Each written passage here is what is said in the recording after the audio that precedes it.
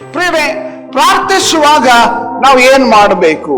ನಾವು ಕಣ್ಣೆತ್ತಬೇಕು ಅಂತಂದ್ರೆ ಕಣ್ಣು ತೆರೆದು ಕಣ್ಣೆತ್ತಿ. ಅನೇಕ ಸಾರಿ ನಾವು ಪ್ರಾರ್ಥಿಸುವಾಗ ಕಣ್ಣು ಮುಚ್ಚಿ ಪ್ರಾರ್ಥಿಸ್ತೇವೆ ಅಲ್ವಾ? ನಮ್ಮ ಪ್ರಾರ್ಥನೆಯ ವಿಧಾನ ನಾವು ಕಣ್ಣು ಮುಚ್ಚಿ ಪ್ರಾರ್ಥಿಸ್ತೇವೆ. ಆದ್ರೆ ಇಲ್ಲಿ ಯೇಸು ಸ್ವಾಮಿಯ ಪ್ರಾರ್ಥನೆಯ ವಿಧಾನ, ಆತನು ಕಣ್ಣೆತ್ತಿ ಆಕಾಶದ ಕಡೆಗೆ ಕಣ್ಣೆತ್ತಿ ಆತನು ಸಂಭಾಷಣೆ ಮಾಡುತ್ತಾ ಇರುವಂತೆ ಆತನು ಪ್ರಾರ್ಥಿಸ್ತಾ ಇದ್ದಾನೆ.